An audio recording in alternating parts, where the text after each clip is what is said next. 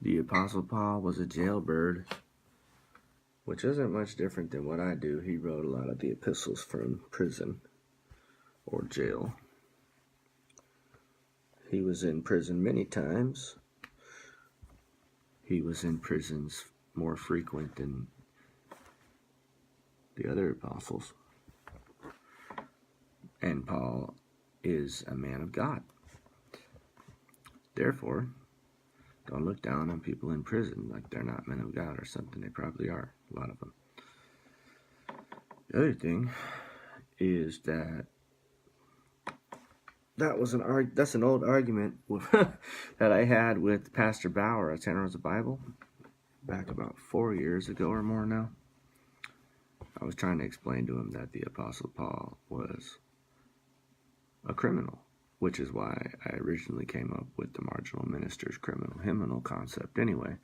But he said, no, he wasn't a criminal. He was a man of God. Well, yes, he wasn't a man of God. He is a man of God. And he wasn't a criminal. He is a criminal. He's still alive. It's because he's not, like, bodily alive and committing crimes anymore. Doesn't mean he's not a criminal. So if you really think about the Apostle Paul, think about him as a jailbird or as a criminal, really. And it doesn't mean that he was a bad person, although he was a bad person. But he was a bad person for a different reason than being a criminal. You get it? Have you ever seen a picture of Martin Luther King in jail before?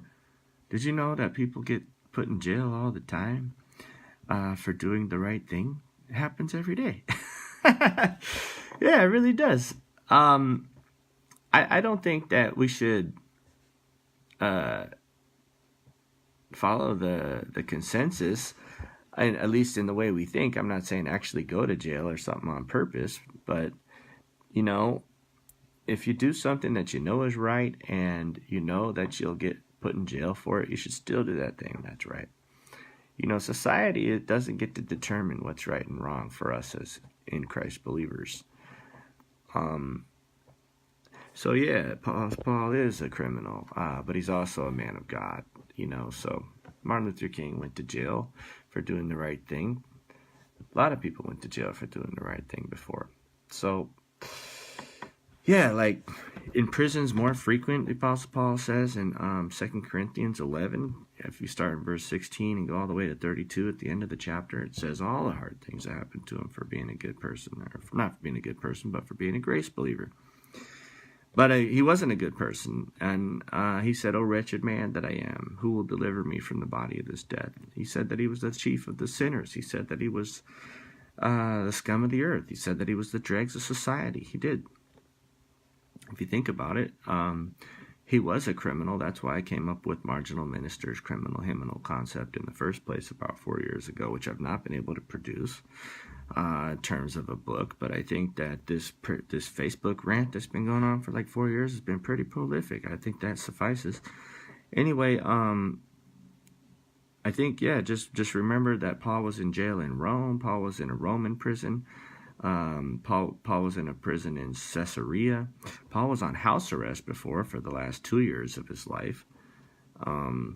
Before they ended up chopping his head off. Why? He's a criminal. Got death penalty. Got capital punishment. That's what the Apostle Paul got. Was he a martyr? Yes, he was. He certainly was.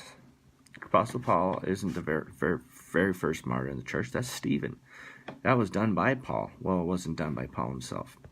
But he had his religious Pharisees and religious zealots, Hebrews. He held their tunics or coats or whatever for them as they stoned Stephen to death before Paul got saved. He wasn't even Paul then. He was Saul of Tarsus. Okay? Paul the jailbird and apostle of Jesus Christ. Let's always remember that thought. All right, thank you to Cherie and Sarah. Thank you very much.